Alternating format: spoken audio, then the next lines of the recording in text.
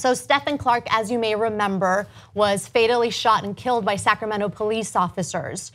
And even though he was not armed, there are some conflicting videos and evidence that suggests that this may have been unnecessary for other reasons as well. Now, there are contradicting reports on how many shots Stephon Clark was hit with, as well as where those shots entered his body. Now, the Sacramento coroner's report states that Clark was hit 3 times in the back and 7 times total, but the Clark family actually hired an independent investigator who states that the total number of shots was actually 8, and 6 of those shots were fired on his back. Now, this is important because the difference in opinion here has a lot to bear on any future case, and the Clark family is expected to file a civil suit. Now, I want you to take a look at some of the graphics here to illustrate where the shots may have been. Now, it's hard to tell from this, but one of the things that has happened more recently is that the private investigator released a photograph. We won't release the photograph due to its graphic nature, but he stated this of the photo. Experts may have different opinions, but a picture is a picture. A picture does not have an opinion.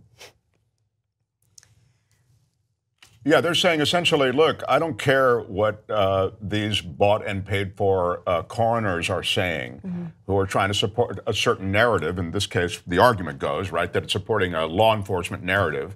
So that would mean that most of the shots are in the front, right? The more shots that are in the back, the more law enforcement is on thin ice. It's like, why did you shoot a guy who's running away from you? Right.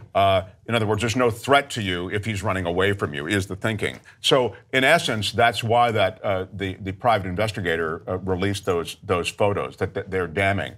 The cops keep the narrative going about how there's a threat to their lives, and that's really and really that's what's underpinning the whole law enforcement story.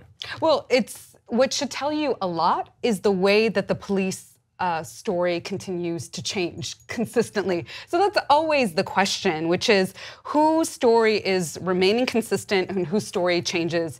And we've already seen this multiple times, the fact that the police have in different cities, like most recently in Brooklyn, have been charged with lying about finding a gun in an apartment. And then last year, there's a whole series of investigations around cops planting fake evidence in traffic stops that were caught on tape.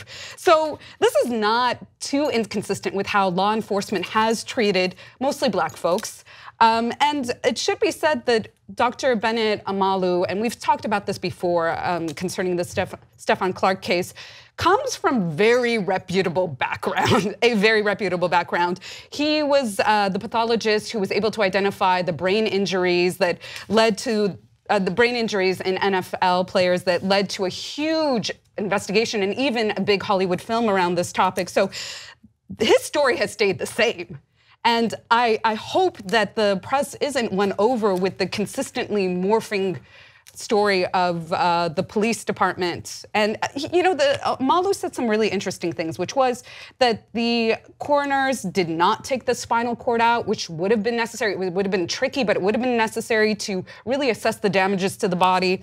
And the fact that when he flipped over the body, he also saw the shots to the back, which, again, they could have missed in their first account as well. So, you know, I kind of trust the guy who has a long background and history in this work, and also who, I mean, yes, he was hired as a private investigator, I mean, as a private autopsy, private pathologist, but, you know, he really has a lot more credibility than the police department. Yeah, I think in this particular case too, and in many cases, what is unfortunate is that the coroner's office will typically perform an autopsy, and in performing that autopsy and gathering evidence, body parts are removed, things are changed, holes are poked into the body, like it becomes something that it wasn't in its original form after the incident. And when we have private investigators and pathologists, scientists taking a look at bodies during the second round, it can lead to a lot of discrepancies